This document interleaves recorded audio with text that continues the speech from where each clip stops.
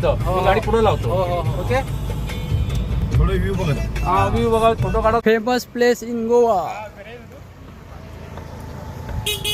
Friends, इंस्टावरती गोव्याचा हर रोड तुम्ही बऱ्याच रील्समध्ये बघितला असेल. हा तो रोड आहे फेमस, जो पावसाळ्यात आणि नैसर्गिक सौंदर्य म्हणून इथे शूट केले जातात सर्व व्हिडिओ.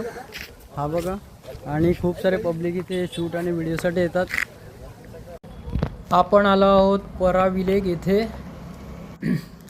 पराविलेग हे फेमस आहे. इथे स्कूटी राईड भेटते आणि खूप सारे शूटिंग होतात. खास करून प्री वेडिंगसाठी खूप फेमस आहे हे. प्री वेडिंग पण इकडे शूट केलं जाते. हा नारळीचा बाग एकदम हा नारळीचा बाग अतिशय मनमोहक आहे. सायकल राईड नंतर आमचं शूटिंग सुरू झालेलं. आम्ही रील्स काढण्यासाठी उड्या मारत होतो मित्रांसोबत. खूप धमाल केली. वेगवेगळे ॲक्शन करून आम्ही फोटो काढत होते. खूप सारे आम्ही फोटो काढले तिकडे.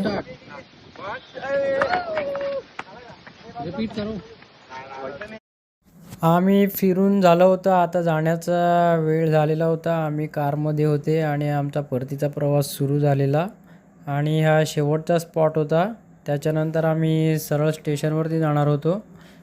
दुपारनंतर आमची ट्रेन होती 3:30 वाजता. तर आम्ही हा निसर्गरम्य असा स्पॉट बघून पुढे गेलो. सांगतात की पैसा हा पुन्हा कमावता येतो, पण अशा गोड आठवणी ह्या आयुष्यभर लक्षात राहतील. ही जी मित्रांबरोबर आम्ही धमाल केली होती ही कायमच्या आमच्या लक्षात राहील. आणि जेव्हा कधी ह्या ट्रिपचा विषय निघेल तेव्हा ह्या सर्व आमच्या आठवणी उजळून निघतील. आमची गोवा ट्रिप ही पूर्ण झाली होती. आता थोड्याच वेळात आम्ही एका बाजूला रस्त्याला कुठे रेस्टॉरंट किंवा हॉटेल दिसेल तिकडे जेवण करणार होतो. आणि जेवून पुढचा प्रवास आमचा सुरू होणार होता. आणि हा सुंदर असा हायवे गोव्यामध्ये आहे.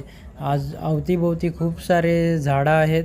आणि आम्ही कारमध्ये गाणी लावली होती आणि ती ऐकत आम्ही पुन्हा पुन्हा ज्या आम्हाला गोष्टी तिकडे आम्ही सोबत केल्या त्या पुन्हा आठवणं खूप सारे हसत होते.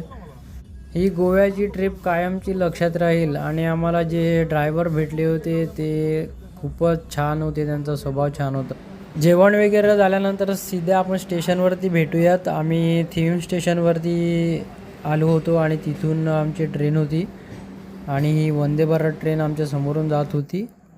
आणि परफेक्ट टायमावर आमची ट्रेन आली होती. आणि हा छोटासा बाबू हा आमच्या सीटच्या बाजूला होता. त्यासोबत खूप धमाल केली आम्ही. संध्याकाळ झाली होती आणि हा तुम्ही नजारा पाहू शकतात.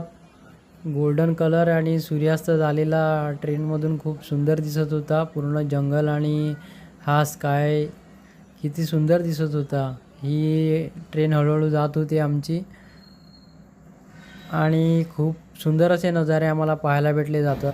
ठाण्यामध्ये एंट्री केल्यानंतर लोकलचा प्रवास असा काही दिसतो. ही रात्रीची वेळ होती आणि खूप स्पीडला आमच्यासमोरून लोकल जात होती. अशा तऱ्हेने गोवा ट्रिप आमची पूर्ण झालेली. पुन्हा भेटूया, दुसऱ्या ट्रिपमध्ये भेटूयात. धन्यवाद.